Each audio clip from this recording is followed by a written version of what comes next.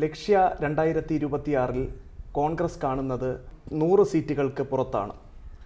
ഈ 100 സീറ്റുകൾക്ക് പുറത്ത് കോൺഗ്രസിന് നേടാൻ കഴിയുമോ? താമരശ്ശേരി ചുരം ഇറങ്ങി വന്ന് ഗ്രൗണ്ട് റിയാലിറ്റീസിലേക്ക് വരികയാണ് കോൺഗ്രസ്. അവിടെ 100 സീറ്റെന്ന് പറയുന്നത് ഏതാണ്ട് ക്ലൗഡ് 9 ആണ്. അവിടെ നിന്നും ഗ്രൗണ്ട് സീറോയിലേക്ക്, യാഥാർത്ഥ്യത്തിലേക്ക് എത്തി നിൽക്കാനുള്ള ഒരു ശ്രമത്തിലാണ് കോൺഗ്രസ് പാർട്ടി. പഞ്ചായത്ത് തിരഞ്ഞെടുപ്പിലെ മെച്ചപ്പെട്ട പ്രകടനം, മാധ്യമങ്ങൾ പ്രൊജക്റ്റ് ചെയ്യുന്ന ഏതാണ്ട് 80-ൽ പരം സീറ്റുകൾ, ±2 or 3, ഇതാണ് പഞ്ചായത്ത് തിരഞ്ഞെടുപ്പിലെ ചിത്രം, നിയോജക മണ്ഡലം അനുസരിച്ചുള്ള പ്രൊജക്ഷൻ. അത് മുഖവിലേക്ക് എടുക്കാവുന്നതാണോ, അതോ അതിൽ നിന്നും ഏറെ മുന്നോട്ടോ പിന്നോട്ടോ പോകാനുള്ള സാധ്യതയുണ്ടോ? ഇതാണ് കോൺഗ്രസ് പാർട്ടി വിലയിരുത്തുന്നത്. അതുകൊണ്ട് ലക്ഷ്യ 2026 ക്യാമ്പ് കനകോലു നൽകുന്ന നമ്പർ 85 ആണ്. തെരഞ്ഞെടുപ്പ് തന്ത്രജ്ഞൻ സുനിൽ കനകോലുവിൻ്റെ നിരീക്ഷണങ്ങൾ, സുനിൽ കനകോലുവിൻ്റെ തന്ത്രങ്ങളൊക്കെ തന്നെയും കൃത്യമായി ഫലിക്കുമോ എന്നുള്ളതായിരിക്കും കോൺഗ്രസ് ഒരുപക്ഷെ നോക്കുന്നത്. കാരണം ഇത്തവണ അവർ എത്ര സീറ്റിൽ മത്സരിക്കണമെന്നുള്ള കാര്യം ഇനിയും തീരുമാനിച്ചിട്ടില്ല. അപ്പോൾ ഈ ലക്ഷ്യയിൽ തീരുമാനിച്ചിട്ടുള്ള അവരുടെ ഒത്തൊരുമയോടുകൂടിയുള്ള പ്രവർത്തനം, അതിനായിരിക്കും ഒരുപക്ഷെ മുൻഗണന നൽകാൻ പോവുക എന്നുള്ളതാണ് ഈ ഘട്ടത്തിൽ മനസ്സിലാക്കുകയും ചെയ്യുന്നത്. അങ്ങനെയാണെന്നുണ്ടെങ്കിൽ കഴിഞ്ഞ വർഷത്തെ സീറ്റുകൾക്ക് അപ്പുറത്തേക്ക് ഒരു ഇരട്ടി വർദ്ധിപ്പിച്ചുകൊണ്ട് പരമാവധി 100 സീറ്റുകൾ വരെയാണ് കോൺഗ്രസ് ലക്ഷ്യമിടുകയും ചെയ്യുന്നത്. അതിലേക്ക് വരുമ്പോൾ കോൺഗ്രസിന് എത്രത്തോളം മുൻപന്തിയിലെത്താൻ കഴിയും? 41-ൽ നിന്നാണ് 100-ലേക്കുള്ള പ്രയാണം കോൺഗ്രസ് പാർട്ടിയും UDFും പ്ലാൻ ചെയ്യുന്നത്. 140 അംഗ നിയമസഭയിൽ നിലവിൽ കോൺഗ്രസ് മത്സരിക്കുന്നത് 93 സീറ്റിലാണ്.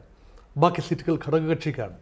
അതിൽ തന്നെ മുസ്ലിം ലീഗ് എന്ന ഘടകകക്ഷി എപ്പോഴും കടുത്ത വിലപേശൽ കോൺഗ്രസിനോട് ചേർന്ന് നിൽക്കുമ്പോഴും 5ാം മന്ത്രി സ്ഥാനത്തിന് വേണ്ടി ഒരു 10 പതിറ്റാണ്ട് മുമ്പ് നടത്തിയ വിലപേശൽ കേരള രാഷ്ട്രീയത്തിൽ ഉണ്ടാക്കിയ ധ്രുവീകരണം ഇടതുപക്ഷത്തിന് അനുകൂലമായി വന്നു ഭവിച്ചു. അത് തീർച്ചയായും ഇപ്പോൾ വീണ്ടും ഇടതുപക്ഷ പാർലൻസിൽ മുഴങ്ങി കേൾക്കുന്നത് മുസ്ലിങ്ങൾ കേരളം കൊണ്ടുപോകുന്നു, അല്ല എങ്കിൽ മുസ്ലിം ലീഗിലൂടെ മുസ്ലിം ജനത, മലബാറിലെ മുസ്ലിം ജനത കേരള രാഷ്ട്രീയത്തിൽ പിടിമുറുക്കുന്നു.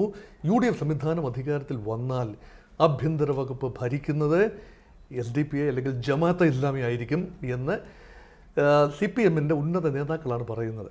അപ്പോൾ അത് AK ബാലൻ അത് പറഞ്ഞു. മുഖ്യമന്ത്രി ഒരു പരുവത്തിന് അത് എൻഡോഴ്സ് ചെയ്യുന്ന കാഴ്ചയും കണ്ടു. അപ്പോൾ പോൾ നറേറ്റീവ് അവിടെയാകുന്നു.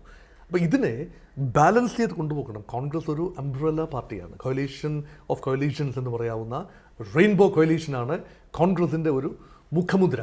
അങ്ങനെയെങ്കിൽ കോൺഗ്രസ് പാർട്ടിക്ക് ലഭിക്കാവുന്ന 93 സീറ്റിൽ സാമുദായിക അടിസ്ഥാനത്തിലുള്ള വിഭജനമുണ്ടാകണം. മുസ്ലിം ലീഗിന് കൊടുക്കേണ്ട സീറ്റുകളെക്കുറിച്ച് ധാരണയുണ്ടാകണം. മലപ്പുറം ജില്ലയിൽ ഉൾപ്പെടെ ചില സീറ്റുകളെങ്കിലും കോൺഗ്രസ് മുസ്ലിം ലീഗും വെച്ചു മാറണം എന്നാഗ്രഹിക്കുന്നു. PV അൻവറിൻ്റെ സിറ്റിംഗ് സീറ്റ് നഷ്ടപ്പെട്ടു. അത് ഒരു സീറ്റ് കൊടുക്കാൻ കോൺഗ്രസ് പാർട്ടി ബാധ്യസ്ഥനാണ്, തൃണമൂൽ കോൺഗ്രസ് എന്ന ലേബലിൽ തന്നെ. അപ്പോൾ തൃണമൂൽ കോൺഗ്രസ് UDFിലേക്ക് വരികയാണ്. അസോസിയേറ്റ് മെമ്പർ എന്നുള്ള നിലയിൽ ഇപ്പോഴും ഒരുപക്ഷെ അതിനുശേഷം ഫുൾ മെമ്പർഷിപ്പിലേക്കും വരാം. അതുപോലെ കേരള കോൺഗ്രസ് മാണി ഗ്രൂപ്പ് ഇപ്പോൾ ഇടതുപക്ഷത്താണ് നിലവിൽ നമ്മൾ ഈ സംസാരിക്കുന്ന ആ നിമിഷം. പക്ഷേ നാളുകളിൽ ഒരുപക്ഷെ KM മാണിയുടെ കേരള കോൺഗ്രസിനെ, ജോസ് കെ മാണിയുടെ കേരള കോൺഗ്രസിനെ ഉൾക്കൊള്ളേണ്ടി വന്നാൽ ജോസഫ് ഗ്രൂപ്പിന് ഇപ്പോൾ മത്സരിക്കാൻ കൊടുത്ത 10 സീറ്റുകളിൽ നിന്ന് കുറവ് വരേണ്ടി വരും. മാണി ഗ്രൂപ്പ് മത്സരിക്കുന്നത് ഇടതുപക്ഷത്ത് നിന്ന് 12 സീറ്റിലാണ് മത്സരിക്കുന്നത്. അത് 13 14 ആകാനുള്ള സാധ്യതയുണ്ട്. അങ്ങനെ കോൺഗ്രസിന് 10 13 23 സീറ്റ് കേരള കോൺഗ്രസ് കൊടുക്കാനില്ല എന്നത് നിശ്ചയമായിട്ടും പറയാൻ സാധിക്കും. അങ്ങനെയെങ്കിൽ കടുത്ത വിലപേശൽ അവിടെയും ഉണ്ടാകും.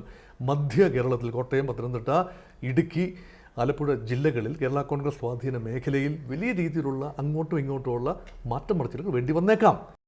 ഏറ്റവും പുതിയ വാർത്തകളും വിശേഷങ്ങളും വിരൽ തുമ്പിലറിയാൻ Zee മലയാളം ന്യൂസ് എല്ലാ ഡിജിറ്റൽ പ്ലാറ്റ്ഫോമുകളിലും ലഭ്യം.